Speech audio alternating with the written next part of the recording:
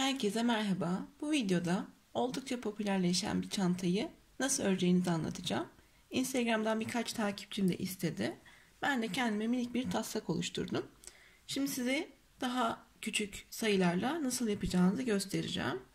Bu çanta için kullandığım ip bu kadar kaldı ve bununla da askı örmeyi düşünüyorum. Koton makrome bir ip. Şöyle gösterelim. 170 pamuk, ağırlığı 250 gram ve 250 milimetrelik bir ip.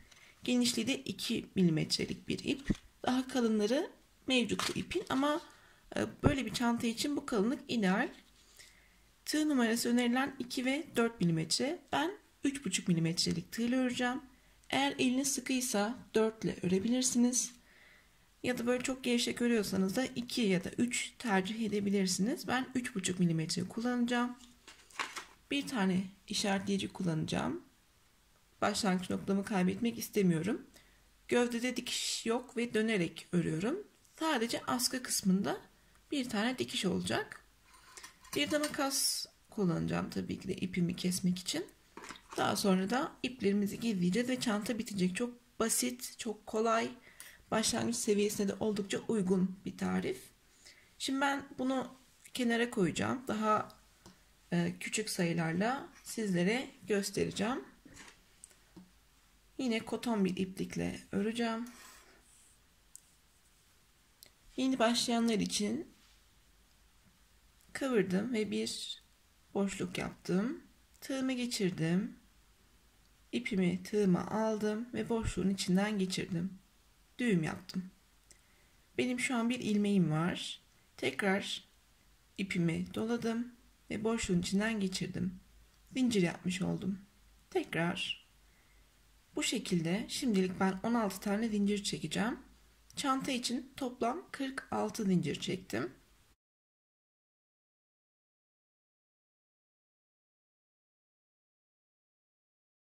...16 tane zincirimi çektim. Küçük bir örnekte göstereceğim için 16 tane çektim.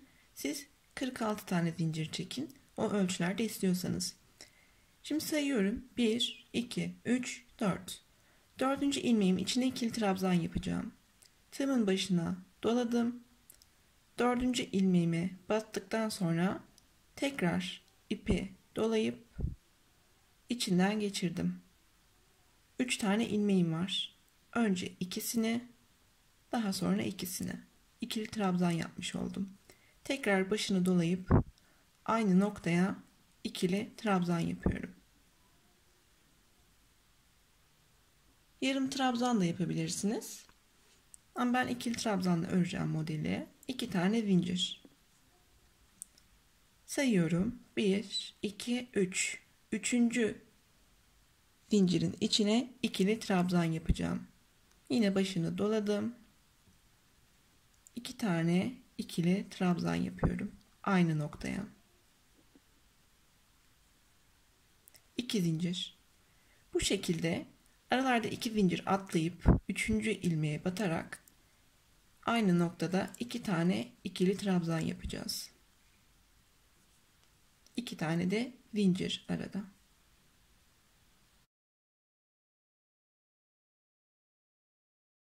Şimdi ben son ilmeğime geldim. Son ilmeğimin içine de batıp 2 tane ikili trabzan yapıyorum.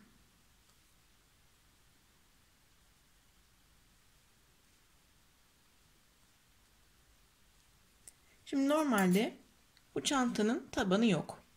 Yani az bir ince bir tabanı var. Dönerek bu şekilde devam edeceğim ve etrafını dönerek de gövdeyi oluşturmuş olacağım. Örgümü çevirmeden 2 tane zincir yapıyorum. Bu ikili trabzanların karşısına denk gelen ilmeklere tekrardan ikili trabzan yapacağız. Şimdi bu ilmeğimin karşısına denk gelen ilmek yine aynı nokta olduğu için aynı noktaya tekrardan 2 tane ikili trabzan yapacağım. Sadece bu nokta ve diğer uç nokta için geçerli bu. Tekrar 2 zincir, karşısına denk gelen yere 2 tane ikili trabzan.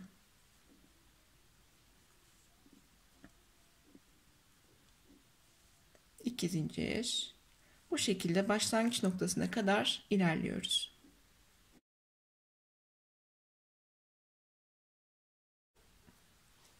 Başlangıç ilmeğimin olduğu yere kadar devam ettim. Bunun karşısına denk gelen yer yine aynı nokta olduğu için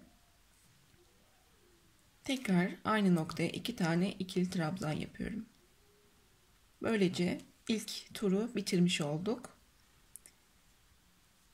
2 zincir. Bu sırayı kapatmak için yapmam gereken buradaki trabzanın, birinci trabzanın üstüne batıp ikili trabzan yapmak.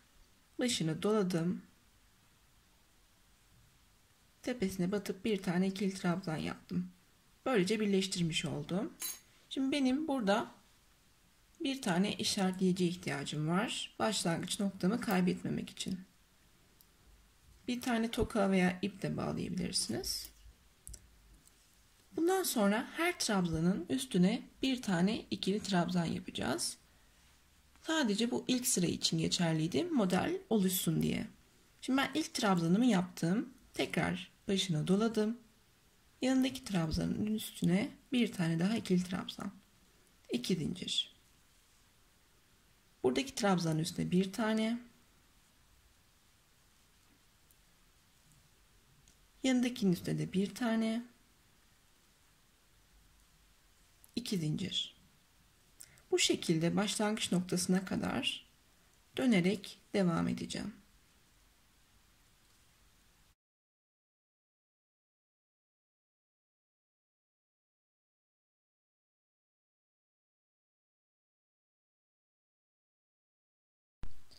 Başlangıç ilmeğime kadar geldim. Buradaki işaretleyiciyi çıkarıyorum. Bu noktaya bir tane ikili trabzan yapacağım.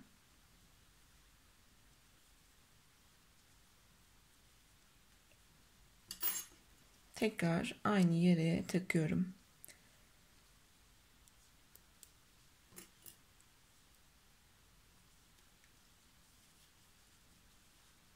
Yanındakine de bir tane.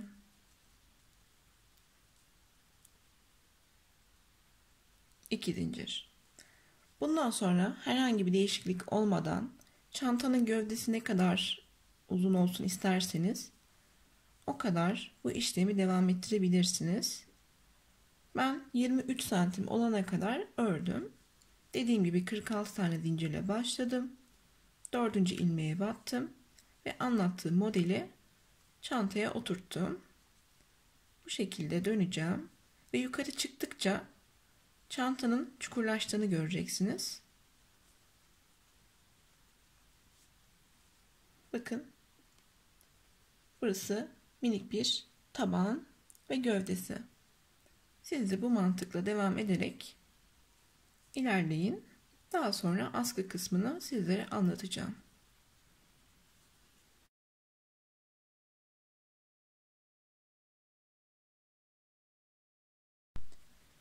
Bir kez daha göstermek istedim. Bakın işaretciğimin olduğu yere kadar devam ettim. Çıkarıyorum. Bu noktaya ikili trabzan yapıyorum. İşaretleyiciyi de bir üst sıraya taşımış oldum. Kayma dikişi yaparak da belki kapatılabilir ama ben dönerek örmeyi tercih ediyorum. Bu şekilde tekrar dediğim gibi hemen yanındakinden başlıyoruz. 2 zincir. Bu şekilde ördükçe bakın çukurlaştı. Aslında minik bir telefon kılıfı ya da kulaklık koymak için cüzdan vesaire yapılabilir bu mantıkla. Şimdi ben orijinal boyuttaki çantaya geçeceğim ve sizlere askı nasıl örülür onu anlatacağım. Dediğim gibi 23 santim uzunluğu. Genişliği de sanırım 30'du. Evet 30 santimde genişliği. Bir tane ip yetecek diye umuyorum. Videonun sonunda ip detaylarını tekrardan anlatacağım sizlere. Şimdi şu kalan kısmı bitireceğim ve askı kısmını anlatacağım sizlere. Çantamı tamamladım. Ortadaki yerlere işaretleyici taktım. Çantamın genişliği 30 santimdi. 15. santimin denk geldiği yerlere işaretleyici taktım. Ortadaki kısmı belirlemek için. Bunun yerine toka da takabilirsiniz. Sadece ilk sıra için önemli. Kaybetmek istemiyorum yerimi. Şimdi burası zaten benim başlangıç noktamdı. Devam ediyorum. Bunu çıkarmayacağım. Önemli değil artık. Yine aynı şekilde aralarda 2 zincirle modeli devam ettiriyorum.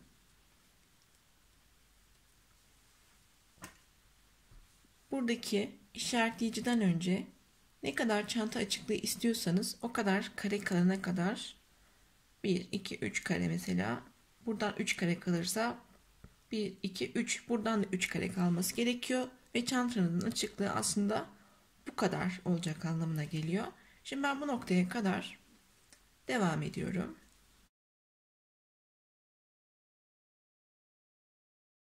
İşaretleyiciden sonra bakın 1, 2, 3 kare.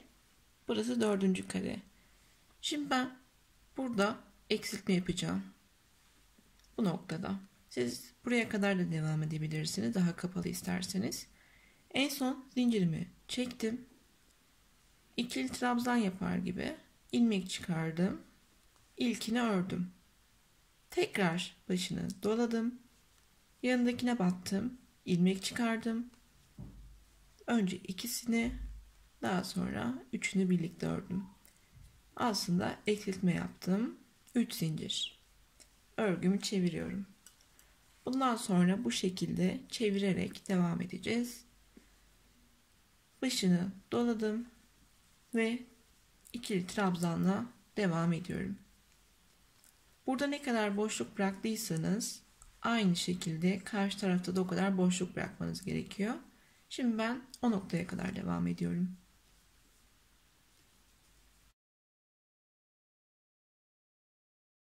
İşaretlediğimin olduğu yerden sayıyorum. 1, 2, 3. 3 boşluk var. Bu trabzanda eksiltme yapacağım. En son 2 zincirimi çektim. Trabzan yapar gibi başını alıp ilk ilmeği ördüm.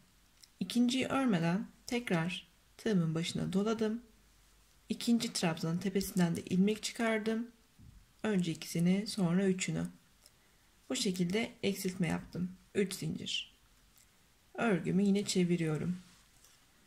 Artık bu işaretleyicinin bu taraf için önemi kalmadı. Çıkarmayın. Diğer taraftaki askıyı yaparken de ihtiyacımız olacak.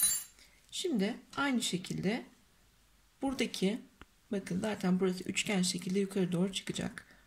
Bu noktaya kadar normal bir şekilde öreceğiz. Buraya geldiğimizde eksiltme yapacağız. Şimdi ben tekrar göstermek için bu noktaya kadar dönerek öreceğim.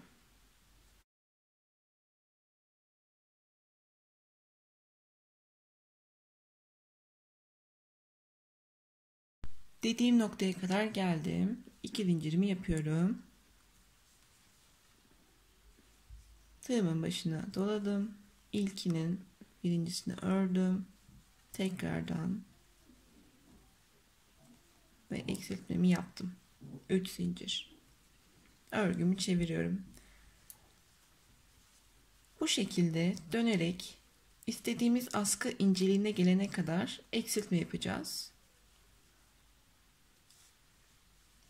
Ben ördükçe karar vereceğim ne kadar olmasını istediğimi.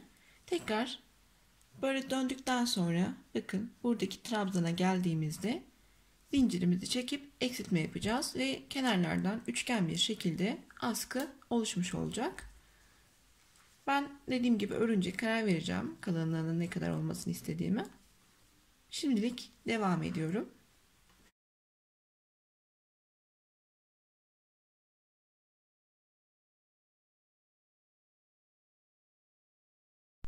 Son eksiltmemi yaptım. Siz dilerseniz daha kalın bir askı isterseniz böyle katlanarak kullanmak isterseniz aşağıda bırakabilirsiniz. Bundan sonra çantamın askısını istediğim uzunluğa gelene kadar eksiltme yapmadan öreceğim.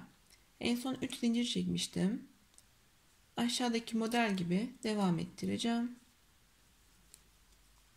Aralarda 2 zincir. Yine burayı yapıyorum. Şimdi ben buradan dönersem kenarda bir boşluk olacak. Eğer onu önemsemezseniz dönebilirsiniz. Ben 2 tane zincir çekiyorum. Buradaki zincirin dibine bir tane ikili trabzan yapıyorum. 3 zincir. Örgümü çevirdim.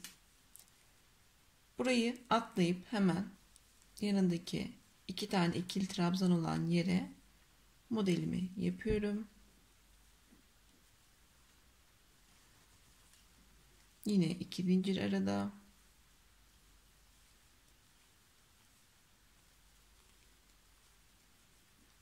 Burayı da atlarsam dediğim gibi kenarda bir oyuntu olacak. 2 zincir çekip bu zincirin dibine bir tane ikili trabzan yapıyorum. 3 zincir. Örgümü çevirdim. Böylelikle bu kareleri kurmuş oldum ve eşit bir şekilde ilerliyor. Dediğim gibi askı boyu ne kadar olsun isterseniz bu yöntemle devam edebilirsiniz.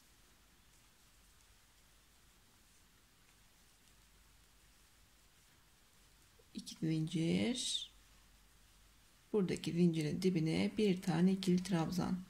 Direkt kayma dikiş yaparak da sabitleyebilirsiniz. Ben bu yöntemi tercih ettim.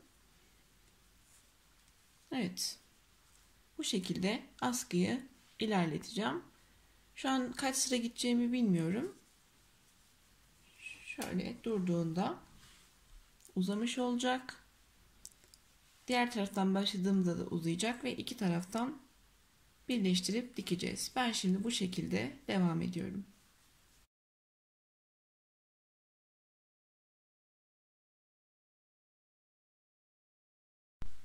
Askıyı ilerlettim. Bu şekilde görünüyor şu an. Bakalım kaç sıra ördüm. En son eksiltmenin olduğu nokta burası. Buradan sonra sayıyorum. Bu noktadan sonra 1, 2, 3, 4, 5, 6, 7, 8, 9, 10, 11, 12, 13, 14 sıra örmüşüm toplamda. Bu yeterli bence. Çok uzun olsun istemiyorum. Çünkü gövde de bakın esnek. Koluma taktığımda çok fazla esnesin istemiyorum. Bir tane zincir var.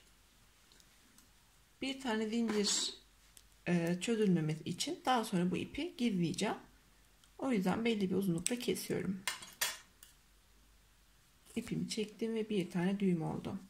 Şimdi burada dediğim gibi bıraktığımız boşluk sayısınca burada da bırakacağız. Ve askımıza devam ettireceğiz. Parmağıma doladım. Bir tane düğüm yaptım.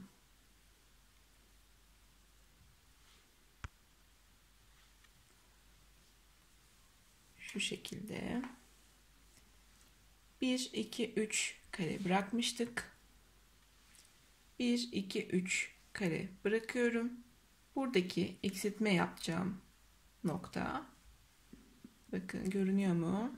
1, 2, 3. Buradaki trabzan. Başını doladım tığıma ve içinden geçirdim. İlkini ördüm. Daha sonra tekrar başını alıp yanındakine battım ve ördüm. Sonra üçünü birlikte örüyorum. Daha sonra bu ipi de arka tarafta gizleyeceğiz. 2 zincir.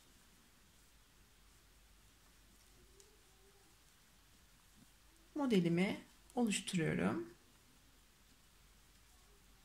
Diğer taraftaki 3 kare boşluk kalana kadar bu noktada da eksiltme yapacağım. Şimdi oraya kadar devam ediyorum.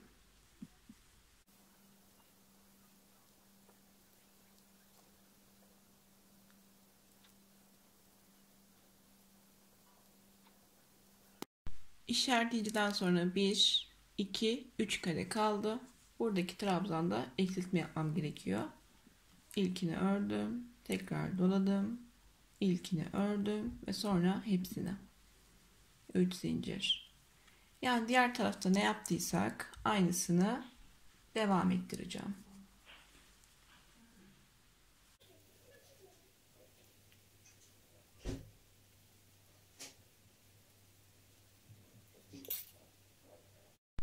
Başladığım noktaya kadar geldim. Zaten burayı eksiltme yaptığımız için orada değil, burada eksiltme yapacağım. Batıyorum ve anlattığım gibi eksiltiyorum. 3 zincir. örgümü çeviriyorum.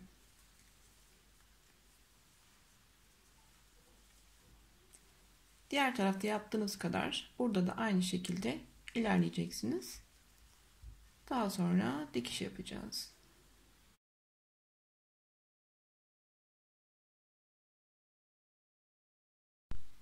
Yedi sıra boyunca eksiltmemi yaptım ve aynı sayıda karem var. Yine 3 zincirle örgümü çeviriyorum.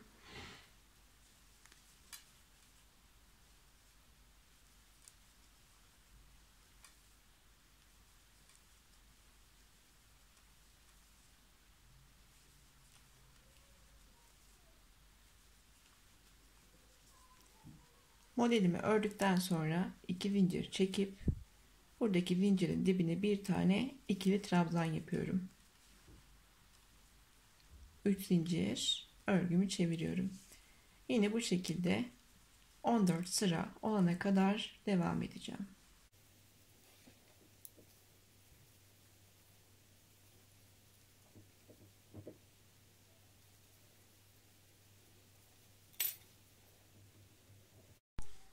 Çantamın diğer askısını da tamamladım. Sadece dikiş kaldı. İşareticileri de çıkardım. Ben tığla dikeceğim. Siz dilerseniz iğneyle dikebilirsiniz. Bu şekilde düzden dikersek dikiş düz kısımda kalır. O yüzden bu şekilde tersini çevireceğim. Bunu böyle, bunu da bu şekilde.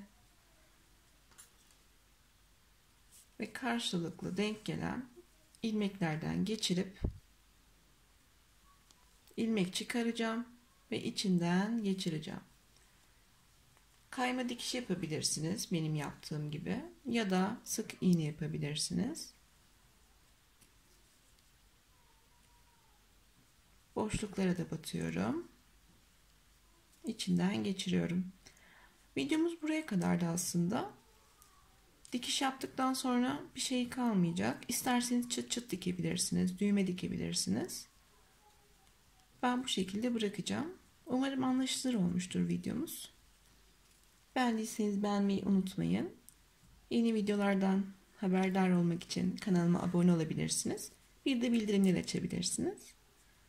Bu şekilde dikişimi tamamlamış oldum.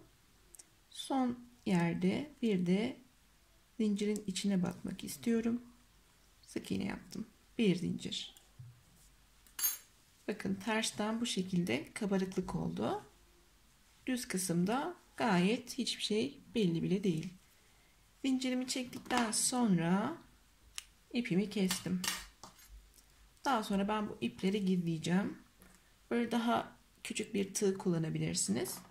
Veya ipinizin geçebileceği kalınlıkta bir iğne de kullanabilirsiniz.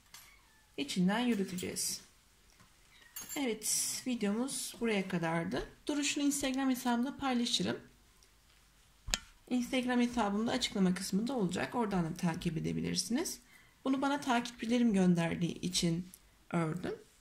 Ve oldukça da şık oldu. Farklı renklerle, kağıt iplerle de örebilirsiniz. Ben koton makrame kullandım anlattığım gibi.